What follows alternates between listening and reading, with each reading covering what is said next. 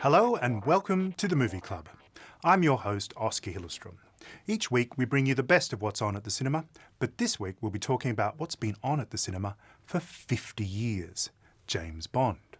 I'm joined today by former Bond girl Andie Paviour, and a man who is far less shaken than he is stirred, Mr. Chris Murray.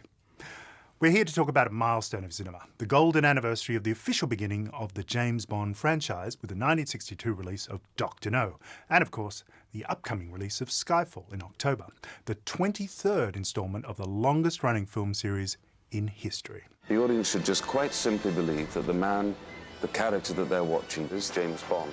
My name is Bond. Bond. Bond. Bond. Bond. Bond. The only thing that worried me was how could I say, my name is Bond, James Bond, without saying, my name is Bond, James Bond. Andie, what was your first Bond moment at the cinema? I do love the early Bonds.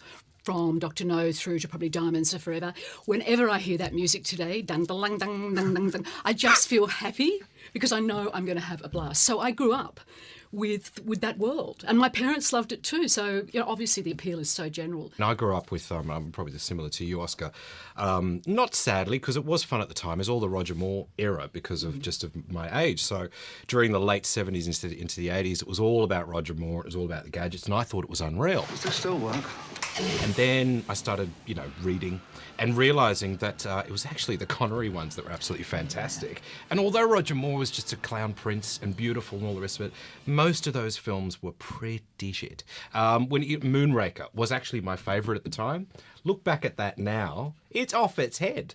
But, you see things like Dr. No. Goldfinger is, to me, the quintessential Bond film. Sensational. Everything about that film is fantastic. It doesn't even have to be a Bond film. It's just a brilliant action, adventure, humour, fish out of water piece of awesomeness. Not to mention the Golden Girl. Not to mention the Golden Girl. Remember all those rumours and that someone she was called dead? Pussy Galore. Could you do that today? I don't think you'd want to. Speak for yourself.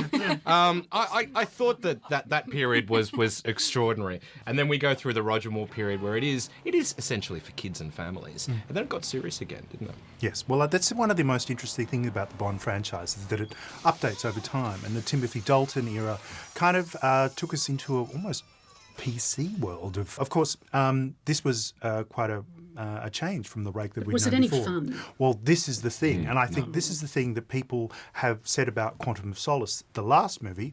Casino Royale was a fantastic reboot. Quantum of Solace kind of took us back to the Dalton era where the fun a little bit was taken out of it. Although don't you think that what Daniel Craig is doing with the character is that darker energy is very relevant and modern? He's an action man that drinks energy drinks, and you can tell that. And that's for the generation we're in and the century we're in. Bond. James Bond. This looks like it could be up there again, Well, I hopefully. think essentially from the trailers and the previews that we've seen, we see good Bond girls, we've seen Javier Bardem's blonde bad guy who, like you say, off his head, there is something crazy about him, but at the same time, Anton Chigurh is one of the great baddies, so if you take that and put him into a Bond movie, good God, what are we going to have? It's going to be fantastic, fingers crossed. Let's hope so. Favourite villain? Well, for me, I always like Ernst Stavros Blofeld. Yes. Which one?